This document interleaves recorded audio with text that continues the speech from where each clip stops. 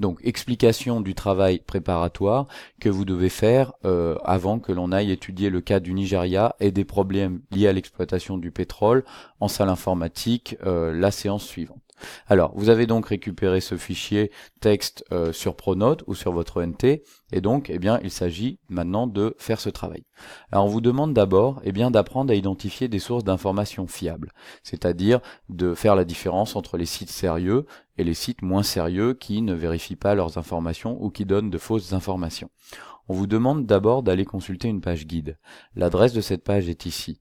Alors, deux solutions. La première, eh bien, vous copiez-collez l'adresse, vous allez ensuite dans votre navigateur, vous faites coller et vous arrivez, eh bien, directement sur la page. Voilà, vous voyez, ici vous êtes sur la page. Ou alors, autre solution, eh bien, vous pouvez appuyer sur le bouton CTRL de votre clavier, avancer votre souris et faire un clic gauche. Ainsi, vous activez ce lien hypertexte et vous arrivez donc sur la même page.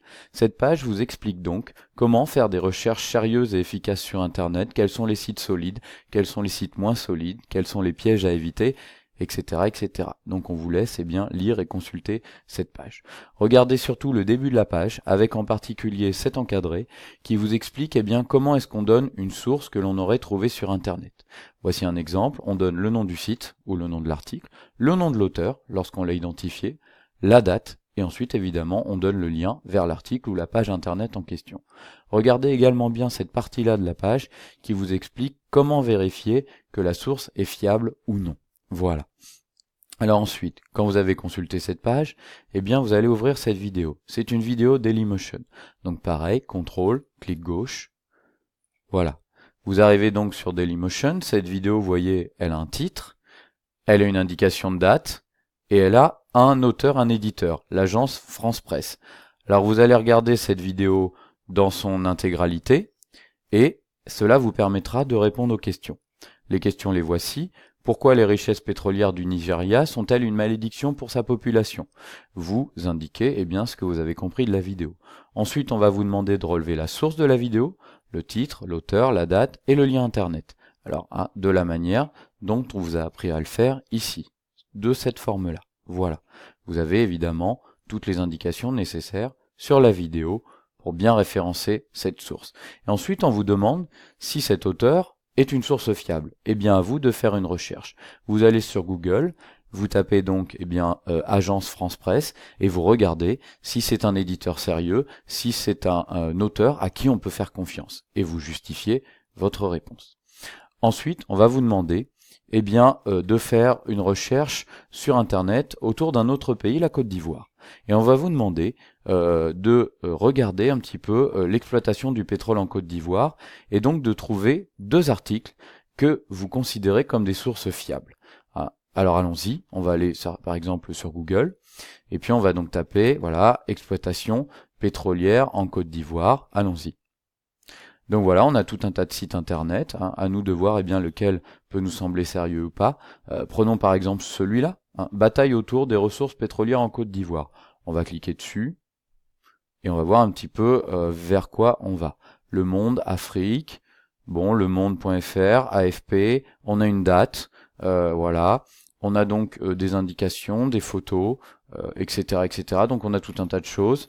Alors allons-y. Bon, ce site semble sérieux, mais on va quand même vérifier. Pour vérifier, c'est pas compliqué. On va prendre le nom de domaine, lemonde.fr. On va faire un clic droit, copier. On va aller dans notre Google. On va rentrer lemonde.fr, voilà. Et puis on va regarder un petit peu ce que c'est. Donc le monde.fr, actualité info en France, premier site d'information, etc., etc. On peut peut-être demander, tiens, à Wikipédia ce qu'il en pense. Est-ce que Wikipédia connaît cette source? Alors allons-y. Le monde Wikipédia. Bon, allons-y. Wikipédia, alors c'est un journal français, créé en 1944, l'un des derniers journaux dits du soir, ligne éditoriale, voilà, rangé parmi les quotidiens français de référence.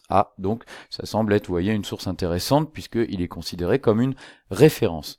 Donc ça, ce site-là, c'est donc un site que l'on pourrait référencer en donnant le titre de l'article, le lien internet, la date, et donc on pourrait indiquer tout ça ici.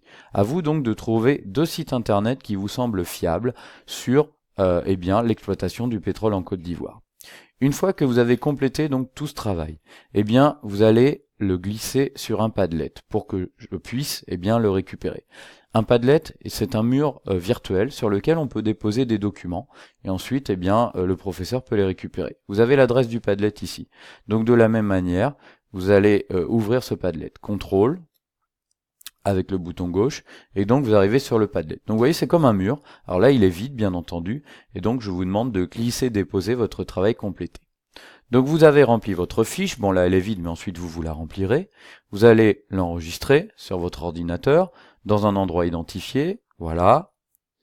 Et donc, ensuite c'est pas compliqué, vous allez aller sur le Padlet, ouvrir votre dossier, et vous allez glisser, déposer votre fichier sur le Padlet. Vous voyez, avec le bouton gauche, vous laissez enfoncer votre bouton gauche et vous glissez votre fichier. Voilà, il est téléchargé. Vous allez quand même indiquer ici, votre nom. Par exemple, ici, voilà, Monsieur Nallet. Voilà, votre travail est enregistré, il est accessible. Je pourrais donc y jeter un coup d'œil. Et ensuite, on fera une petite correction, une petite analyse ensemble en classe. Voilà, maintenant à vous de jouer et bon courage pour ce travail.